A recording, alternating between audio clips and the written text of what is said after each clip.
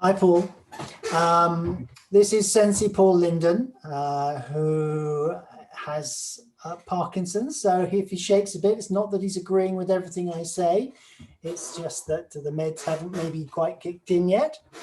We did this interview with a crowd a few months back, and it was very successful, all for the fact that it didn't record. So I thought it was important to go back to Paul and do this again on a one-to-one basis. So that's our scenario. So welcome back, Paul. Thank you very much. I'm honored to be here. I'm very delighted to have you here too. So my opening question is, I'd like to know a bit more about your family background, because I've never really asked about your, whether you have brothers and sisters and things like that. So would you start us there? Where were you born, and tell us about family life? Well, I'm told that I was born in New York, but I don't quite remember. But I grew up on Long Island until I was about 7, when my father was killed in a railway accident. He was a symphony musician, and I've often thought that Aikido is my music. My mother and father both came from Montreal. My grandparents came from the Ukraine. They emigrated after my grandfather got shot in one of the pogroms, and then he healed, and I gather, walked across Europe till they got a ship to Canada. They grew up in Montreal. And then after my father was killed, my mother became a lawyer. And it was like Perry Mason at the dinner table, for those who do remember Perry Mason. I have one. Pardon? So you had an eye for detail, which I think you may have picked up. Probably. But as a kid, you don't want that eye on you, of course. But my brother became a lawyer. My stepbrother became a physician. And that's about it. I became a stranger than average. Every mother wants their kid to grow up to be a doctor or a lawyer, I guess. I grew up to be a martial artist, which is totally weird for a non-athlete. So where did you come in that line? Were you eldest, middle, or youngest? I was the oldest of the two, and then I was the middle when my mother remarried after my father died. Okay, so you have that Jewish heritage. Yes. How important is that to you? Well, it's always been very important, not in the religious or spiritual sense, but I didn't understand in what way till recently. And you can tell that this moves me very literally. But what I understood was when the Israelites were kicked out of Israel, they couldn't take the temple with them. And the Torah, the scrolls, became a portable temple. So a lot of Jewish learning was studying words and looking into beyond the words into something deeper. And I think a lot of Jewish learning still maintains that perspective. And so I did it with Aikido, which is a thoroughly weird way to study Aikido. It's not traditional, certainly. Yeah. So when you were a kid, would you have classed yourself as a bright boy? Never thought about it. Okay, but you went on to university, so you can't have been, you can't have considered yourself lacking intelligence. No, I never considered myself. I never really considered myself. Okay. And what did you go to study at university? Well, in my bachelor's, I got a degree in philosophy. And then I realized that they'd been talking for 2,000 or 3,000 years and hadn't achieved any concrete result. So I decided to switch to experimental psychology. Okay. And I wound up by accident starting Aikido at the University of California. And at one point I said to my advisor, look, I'm supposed to be a budding young scientist. Why don't I test some of this hogwash about ki extension, life force? That harks back to the old days of animal magnetism in psychology, and he didn't like the idea at all. But I discovered something by accident.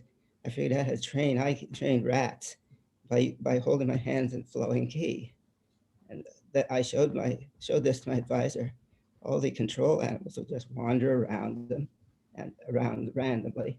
And the animals that I'd been meditating on would sit between my hands for 3 to 5 minutes without moving. He said, why are they doing that? I don't know. But all I could say was they were doing it. But he didn't like that. So He said, either get back to doing real science or something. I said, I'll drop out and study Aikido. So I did.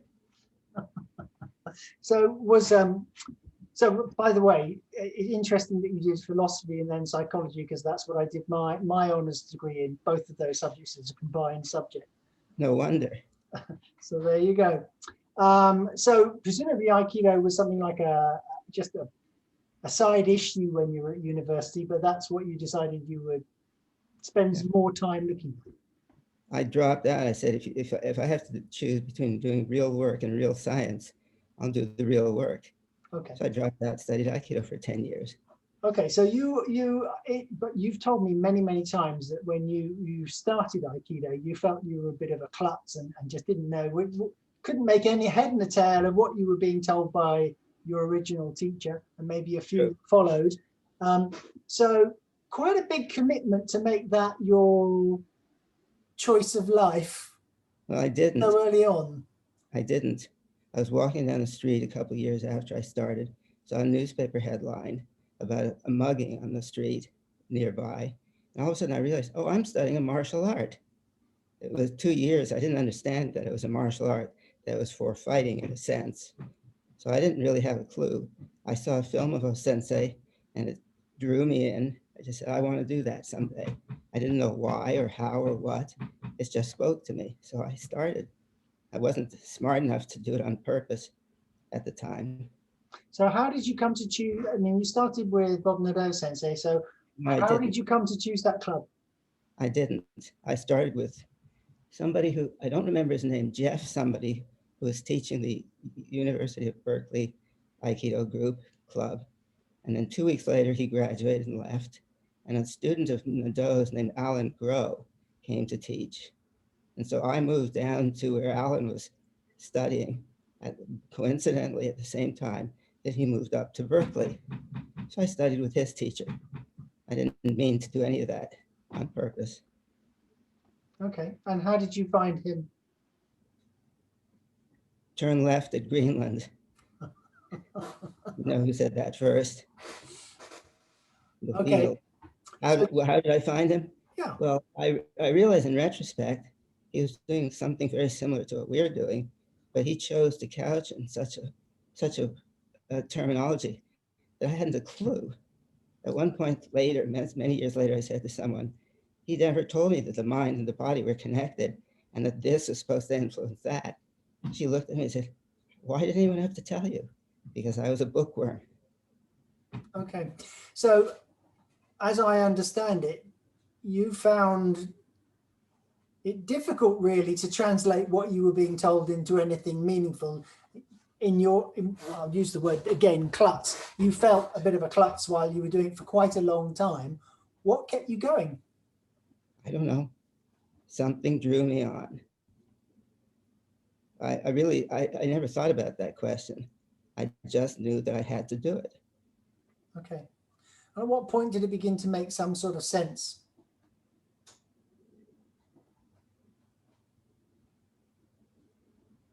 Okay.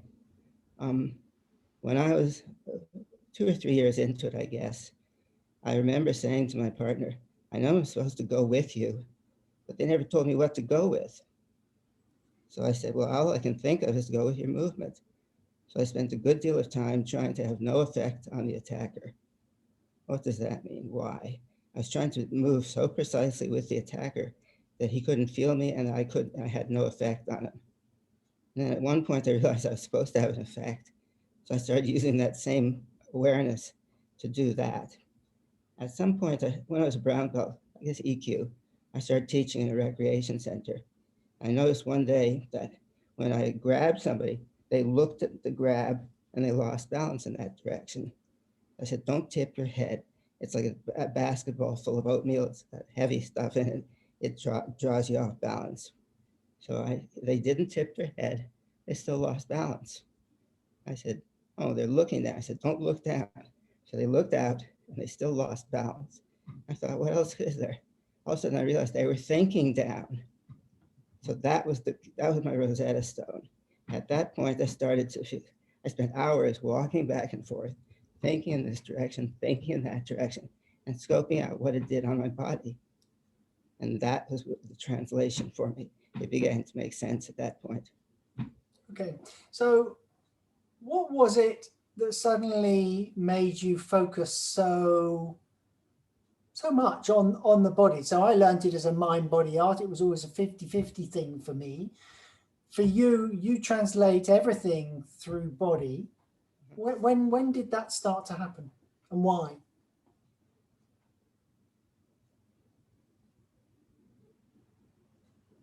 I don't know.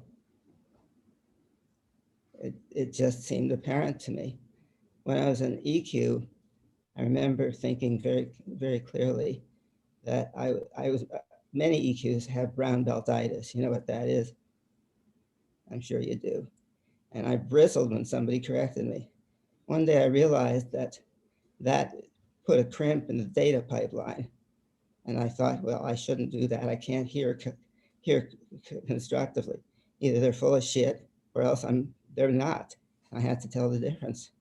And at that point, I realized I had to change my body, not my mind. Why? I don't know.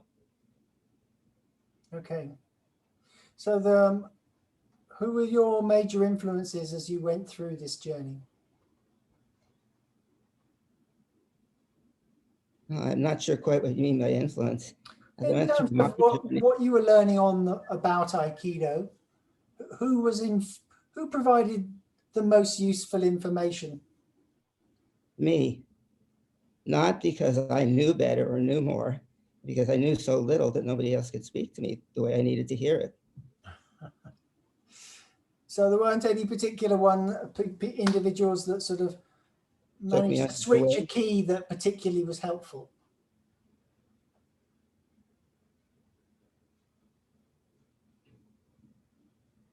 No, I don't think so. Obviously, I got a lot from Bob Nadeau. I got a lot from Bill Witt. I got a lot from Mary when I practiced with her. But I don't think anybody else spoke the language I spoke. So I couldn't understand them. Yeah. And I think that comes out in my way of teaching.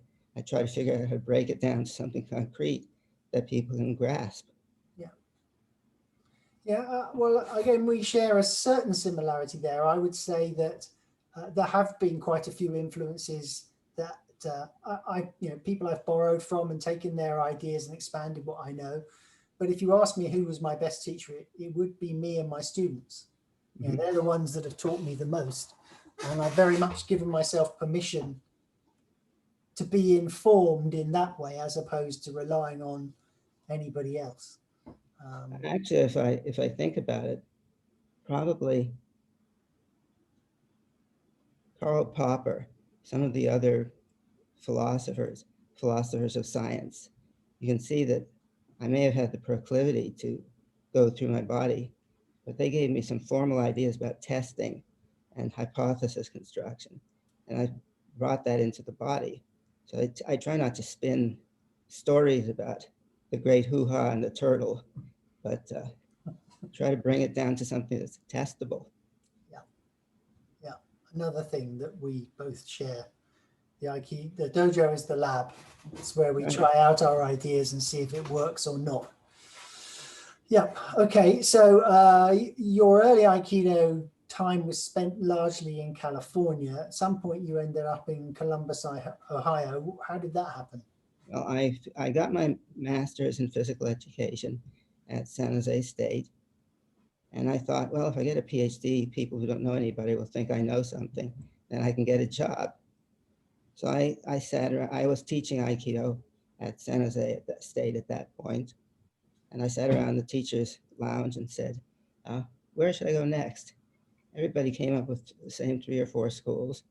I got a phone call from the person in charge of the Ohio State physical education program. And he said, are you serious about Ohio State? And I said, not particularly. Nobody anywhere is teaching me what I really want to learn. I just want to get a degree. He said, if you'll come here and teach what you're doing, then I'll give you a TA-ship and support you for a few years. So I did, and I stayed here. Okay, so was your professional, at what point did your professional life stop at the university and you start to work just solely on your own? Well, that happened when I got my PhD. I discovered nobody cared about what I call educating the physical. They were interested in phys ed. Right. Sports and recreation are good, but they're not what I consider educating the body. And so I figured I'd have to find some other way. I was addicted to Aikido, so I started a dojo. Okay. So the dojo became your source of income? Pretty much, yes. Okay. So at what point did you find that what you were learning on the mat, you could branch out into therapy, Well, not therapy, education. education? But I don't know, right away, when I was a brown belt teaching in the recreation department, the last class of every 8-week session was show and tell. What have you used this for? Trimming bushes. I keep my feet on the ground instead of leaning, etc., etc. So I don't know why, but right away I thought, I have to use this for something. When my first article was an article about organic gardening and how you chop from center. Okay. So when did people start coming to you and saying this terrible thing has happened to me, or whatever the issue was, and realize that you could help? A year ago, in a way. In the last year, I feel that everything I've done has come into focus. But it started when I was in my PhD program. Somebody would show up and say, you taught this exercise to my friend in class. Could you show it to me for playing the violin or whatever? And I gradually realized it was the same, except for where it was different, and where it was different was just the same. Right. So did that create a new source of income for you? Which works more for you? Both. Without the body education, I would not have been able to support the dojo and myself. Without the Aikido, I wouldn't have been able to have an office to do body education. Okay. I'm interested right now to notice that as I think back over the whole rest of my life, having been 75 just recently and Parkinson's advancing, it's very moving to me, very literally. I have learned to do that, but I don't have the bandwidth to do it yet while I'm talking. Another 20 years, I won't shake it all, I'm quite sure. You never know. You never know. So you've really been a bit of you've marched to your own drum for quite a long time and not really cared a hoot whether academia listens to you or whether the Aikido world listens to you. Has that been difficult? No, yes, both. I have cared, but I had no choice except to march to my own drummer. I didn't even know it was my own drummer for a long time. I think what I've done is just recreate in a different way some things that are part of, Tohei Sensei seems to have done much the same in some way. I'm sure I haven't discovered anything absolutely new. I think I found new ways to communicate it, certainly to me. And Yeah. in the last year, 2, 3 years, people are now starting to understand what I'm doing and request it in conferences, done a number of presentations. And I'm starting to have people who I finally found ways to teach it much more clearly and much more rapidly, both in Aikido and in whatever else the stuff I do is. Yeah. Okay. So how was it that you came to join Aiki Extensions, and how important a part did that play in just your life and development, really? Let's see. I knew Don Levine created Aiki Extensions. I don't remember, I don't remember a lot at this point, but I remember we had already known each other and practiced with each other. And when there was a German industrial psychologist, Peter Shetkin, who came to the first Aiki Extension group, which was a piggyback on a peacemaking conference. And I did a presentation. He liked what I did, invited me to Augsburg near Munich to teach a seminar. But without Aiki Extensions, I wouldn't have had any home whatever or any contacts. So it's been very crucial. And now at this point, most of the people I work with, like you, Mark Walsh, many of the people I know, are directly through the context from IQ extensions. Yeah. Don created something very brilliant. I hope he knew how brilliant it was. Well, same for me, really. I guess I felt like a bit of an island before I joined IQ Extension, and from there, just a flood of contacts arose, and it's been rippling out ever since. Yes. So it's been incredibly important for me as well. And, a lot of adventures along the way. How are you? We're doing a Well, recording you? Okay, he's part of history now. This is my good lady wife, those who come to watch this in the future. Sorry about that. Thank you. Hi. Yeah, I think in some way he knew the COVID was coming 20 years ago and provided this platform, the technology and the contacts. So when it got here, we'd be forced to make contacts internationally in a very different way. I don't know that he really knew he knew it, but something to it, I guess. well, I suspect he would never have envisioned the directions it's gone off in. I don't know. So Mark doing all his embodiment work and pulling off that international conference, and what actually has happened within IQ Extensions, including what's gone on in the last year regarding COVID. You couldn't predict those things, but actually I think a lot of positive stuff has come out even in the last year. So let's talk about that. How have you found the last year? Has it been a challenge? Not really. Luckily, I have enough savings that I can keep eating, and I have my house. It's been a challenge in one sense. I don't get exposed to the virus ever. I sit in my house. I haven't touched another human in so long. I forget what they feel like. Right. It's And is that a problem? Yes, of course. It's nicer to be with people than to be without. But if you're with too many people right now, you all die. Sure. So has what you've learned through Aikido been a great tool to help you get through? Yes, absolutely. It's about, well, the same. It's the same thing. Yeah. I believe the essay of mine that you published in your book, your first book, I think it was titled The Ultimate Uke, Parkinson's. And it's the same thing. Instead of resisting it or hating it or feeling bad about it, the phrase I like that I came up with, you have to accept somewhat calmly the unacceptable. Yeah. And Aikido, I think, is really about that. I think in the end, the power that we develop in Aikido is first personal power. And when you have enough personal power to stand strong and relaxed, then you're okay with being really weak and human. And we're all in the same boat together. Yep. Same gig, I guess, but as Descartes said, I sink, therefore I am. So we've worked together quite a lot in the last year in various online sessions. And I've heard you say on quite a few occasions, do you know, I've finally got to understand this thing that I've been thinking about forever. So actually, it seems to me to have been quite a fruitful period for you. Is that the case? Yes, it has.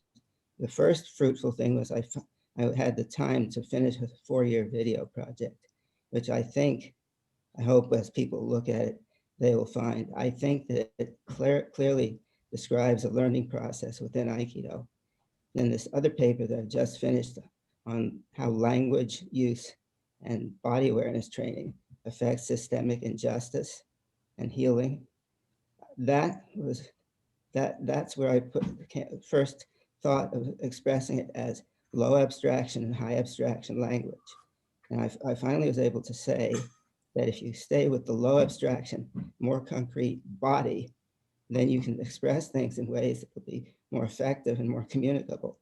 So I've taken this time to be in a cave, honing my concepts and my body. You better just explain for the audience what you mean by high abstraction and low abstraction language. I've just had the privilege of reading your essay on the subject, so I'm pretty clear on it, but I don't think everybody would be. No, I wasn't until last week. Okay, if I say, you say, you stepped on my pet snake and ground them into the carpet, and that made me so mad. That has a theory of causation within it, that you made me something.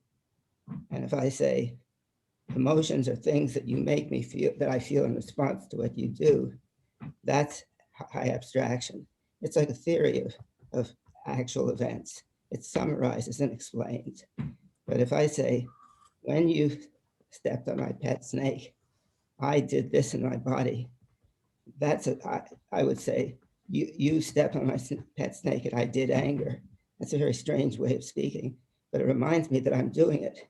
If I say I'm doing here and here, then I know what to do. Yeah.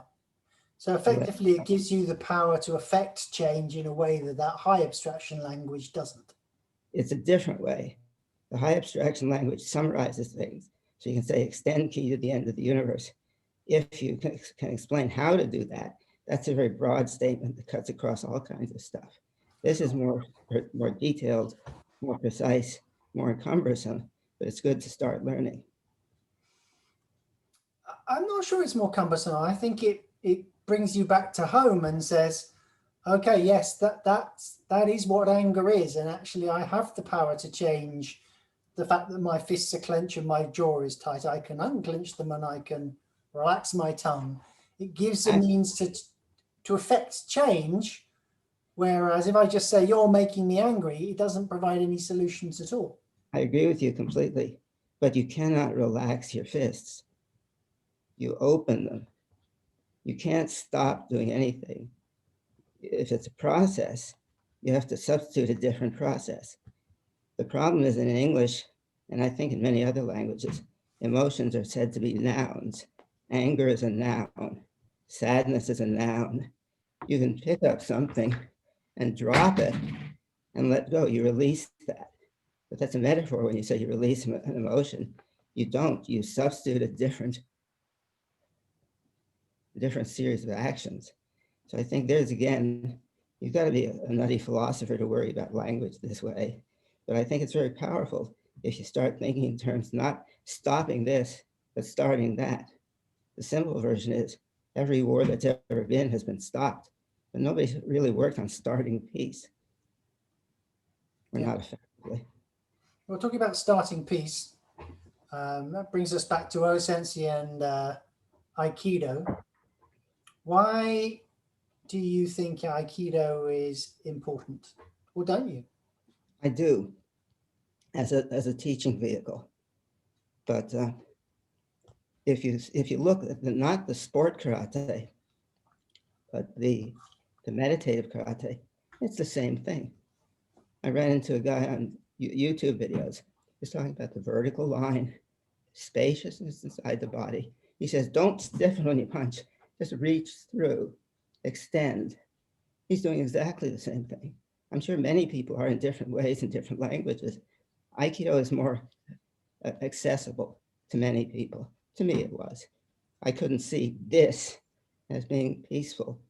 I could see this as being peaceful. Then I understood later on that they were both peaceful. Yes, I think that for me, that most martial arts, when you look at the people who are great at it, they share the same qualities at the end of the day. I don't know if and they use the same principles underneath that to be great at what they do. But Aikido does strike me as being different from most of the rest. So for you, do you consider it to be different from the crowd? And if so, what makes it stand out? What pulls it away from the other martial arts?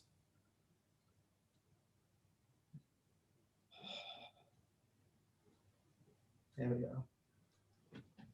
Is this an Aikido move? Potentially. Yeah. Parrying. This is a kokinage. So if I parry it and move it over here, it's a strike to the throat. If I do this, it's a strike to the throat, or the beginning of Iriminage. This movement with these weapons speaks to me in a flowing kind of way. That's why I've been using them. And you can tell when my meds hit, it'll look flowinger. Even so, right now.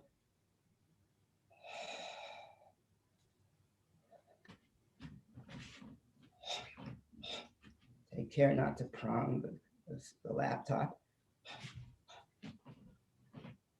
See what I mean? The movements are the same, the feeling is the same, and the spirit is the same, but it's different. I think Aikido goes from softness to flow. Some of the other arts go from hardness to flow. It's a very different way of approaching it. I think easier to take off the mat. Would you agree that perhaps what separates it is not the physical side so much? Because I agree that you've got flow and more efficient ways of using your body that are fairly universal. It's the purpose of Aikido. Oh, there we go again with purpose. I think the person has a purpose. Aikido has no purpose. Well, Sensei had a purpose in creating Aikido. A hammer has no purpose. The person who hammers a nail has a purpose in using it. So I think Aikido is an expression of his purpose. And I find that to be a more accessible expression of what I understand to be his purpose than many other things. I don't think I could have studied karate first off. I think that the purpose of Aikido training for many years is vastly different. But I feel that Aikido is defined by Sensei's vision for it, and therefore his purpose and the definition of what Aikido is about are kind of inextricably linked for me. And I feel that if they're not following his purpose, then you're not truly practicing Aikido. Is that harsh? I don't know if it's harsh. What do you do in your throat when you say that? I feel perfectly comfortable with it. Okay, then it's not harsh. Feeling good. Okay, I would say that my purpose is what I could understand Aikido to be. And as I go farther, maybe my purpose is understanding, moving, I hope, a bit closer to his purpose. But I think just as a grammatical thing, an object can't have a purpose. It's a shorthand to say it has a purpose. What it really means is I have a purpose in using it. And so I'm a word pest, as you know, but I find it more comfortable to say, as much as I can understand about Sensei's purpose, that seems to be what I think I'm sort of trying to begin to start moving toward. Okay. I know what my purpose is, and I hope it will converge at some point. I think we're saying the same thing. I suspect we might be, but if we explore that a little bit further, if we look at, let's say, political parties or religions, Okay. Do they have a purpose? No, the people creating them and using them have a purpose. But the people who follow the purpose of the people who founded it, aren't they supposed to be looking for the same thing? Otherwise, they wouldn't support it. Not necessarily. You can take anything and twist it. White supremacists use the words of the scriptures to justify killing people. They believe they're interpreting it correctly. I'm not sure I care what their interpretation is. What are you doing in your body when you do that, when you say that, when you feel that? Does it strengthen or weaken you? Does it bond you or make you isolated? So whatever it may be, I think it's the result that you're after and what you get that is the interesting part. Yeah. Okay, but no, I can see where you're coming from. So how do we get this message out there? That we have to go right back to basics and talk about, well, what does it mean for you? And how are you able to operate when you think this, do this, etc.? Try something. I'm standing on one foot, which most Parkies cannot do after 18 years. If I say, I hate Parkinson's, see what that does to my balance? If I say, Parkinson's is my hobby, I learn a lot from it. It soothes me. So if you communicate to people that what they do changes them, what they say changes them, and do you like the changes or not, then you've got an entry. If you preach at them, they won't understand what you mean or care, I think. If they do care, that's dangerous. If all they have is words and leaders. As I've thought many times about one of our leaders, I won't name who, of course. He's no leader, he's just 500 milliliters. Of course. So if you had one message that you would like to get out there, What would it be? what would it be? Aikido is a brilliant place to start if you're motivated to spend the time it takes. And if you're not, do it more simply. Find my work or somebody else's work, your work, and do it more simply, but do it. The future of the world depends on it. Big message. And I think probably a good place to call it a day. So thank you so much, Paul. That's brilliant. Thank you. You'll allow me one last idea. I will. It came to me this week. Do you know what the Beatles' first song about a lizard was? Iguana, hold your hand. Yeah, I should have stopped the recording just before that, shouldn't I? That's what editing is for.